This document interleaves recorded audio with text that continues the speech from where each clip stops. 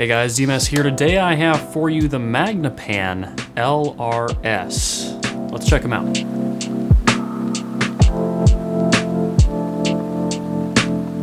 Now, real quick before I get into this video, if you want to support the channel, you can get a cool shirt like this one. It says analog on it.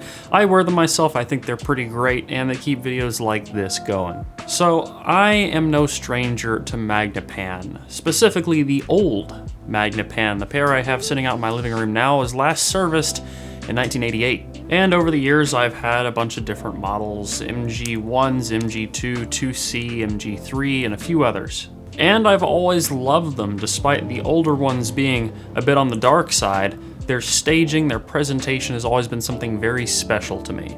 But now I have the new Magnepans here, the LRS. It's their newest and most affordable speaker, with actually the same active surface area as the old speakers, but with a significantly smaller footprint in the room. Now these are by no means a small speaker. They're still pretty dang tall. And while they don't take up much space depth-wise, they do need to be pulled out into the room to operate properly. Well, kind of. We'll talk about that in just a moment. These are available in a variety of different color and trim combinations, and sticking with the theme of my old Magnepans, I felt like these fit the room pretty well. Now they are not easy to drive. If you're familiar with old Magnepans, you know you have to power them with a dump truck of juice. I've had these hooked up to these little model blocks back here. I also use them on several other amps I have sitting around the house. And when I want to get good listening levels out of them, in my weak circuitry here, the lights dim. They take about 3 times the amount of juice that my SVS Ultras take. And that said, you probably don't want to absolutely blast these because you don't want to damage the actual driver. I'm not quite sure about the durability of these at high volumes. I know my super old Magnepans, if I crank them, they rattle, and I don't want that to happen to these. Now, that said, I've still got them up there pretty good, but I'm not trying to bottom out the drivers. You probably shouldn't be trying to do that on anything. It is very easy to comfortably fill a room, especially listening to symphony-style music, and make it sound like an accurate volume level to as if you were actually in an orchestral hall. So you can definitely get it to that real-life volume level without hurting them. But if you're one of those people that just wants to blast your face off with raw SPL, what are you doing? As I'm sure you've noticed, it's open on the front, it's open on the back, and the entire surface area of the front and back is this large planar quasi-ribbon speaker. Now, what does this do? Why did they do this? Well, there's a few things. There's probably many more things that go into technicalities that are far beyond my understanding. But the main thing is a large driver like that, this immense surface area emitting sound, it doesn't sound like it's emanating from one specific point. A problem with a lot of speakers that are brighter is that you can very easily pinpoint the location of the tweeters. They call out to themselves, which isn't to say the Magnepans are bright. They're not by any means at all, actually. I would describe them as a bit more mid-range focused. They are very good at masking the location of the speakers. And the same is enhanced more with them being open baffle, because there's sound coming out the back. About half the sound you're hearing is the sound of these reflecting off the wall, around, and behind them. Now, that is why you have to be very picky with how you place these in a room. There's not a particularly problematic or terrible placement, but the sound is going to change very drastically depending on where they are. There's a left speaker and a right speaker. They're labeled by the serial number because there is a tweeter section on these ribbons that's supposed to be on the innermost part. Now, you can obviously swap this, do whatever you want, place them super wide, place them super close. Personally, I found the best results having them relatively close together and pretty dang far off the wall. If you want the most space out of these, if you want to get a really huge and lifelike stage, you need to pull these off the wall, like 6 feet off the wall. Which isn't to say they don't sound amazing closer than that. I've put them 2 feet off the wall and still been mind blown by the amount of depth and sound stage coming out of them. But at those larger distances, it went from being, wow, this is incredible staging, to wow, this is a window into sound right in front of me. And that's really what it is. It's not meant to be a big punchy boomy sound. It's not meant to be super bright. It's just this very textured, very lifelike experience. And if you close your eyes, it really is like there is just an open stage in front of you. It's almost as if the wall in front of you has disappeared into this infinite space where music is coming out of, which is a pretty dang cool experience.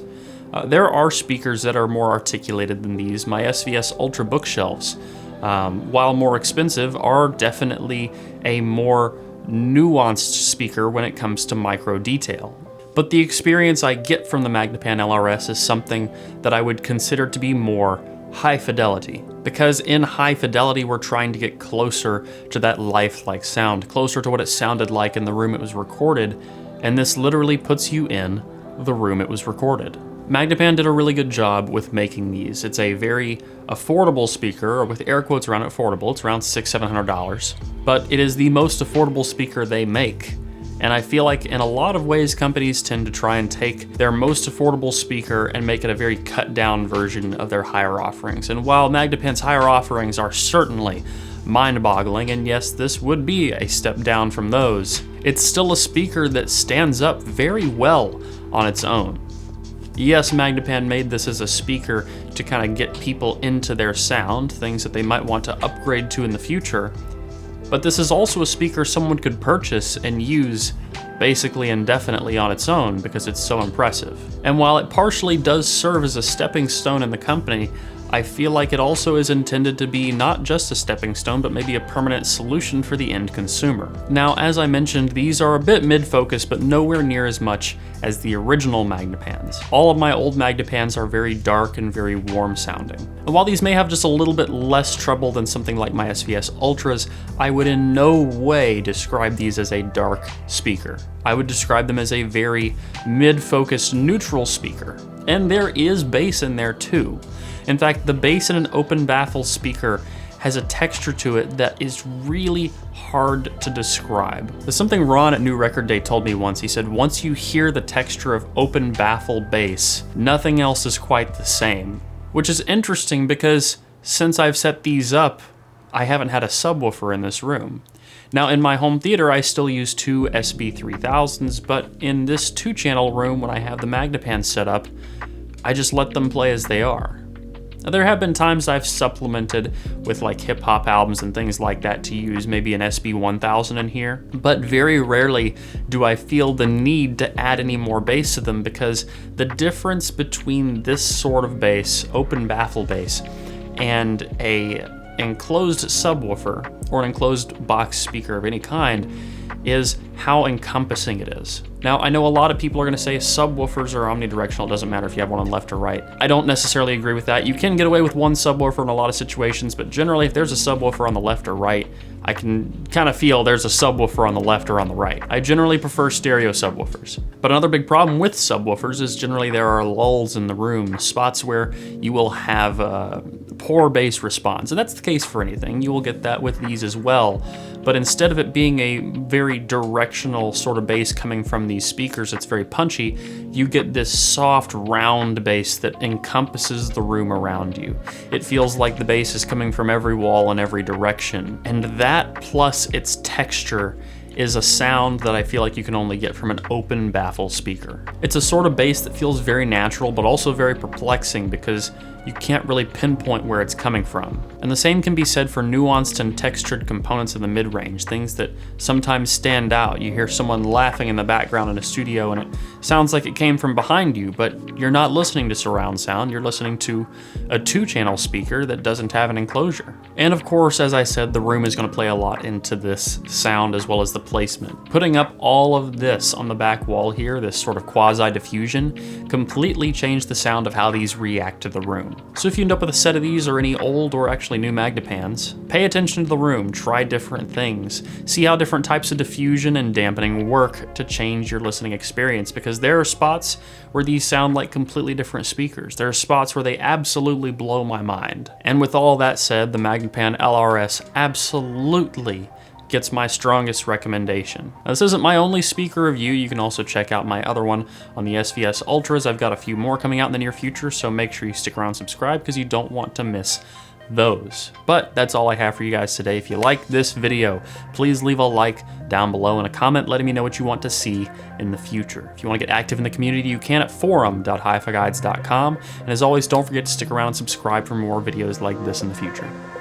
Until the next one, guys. Peace.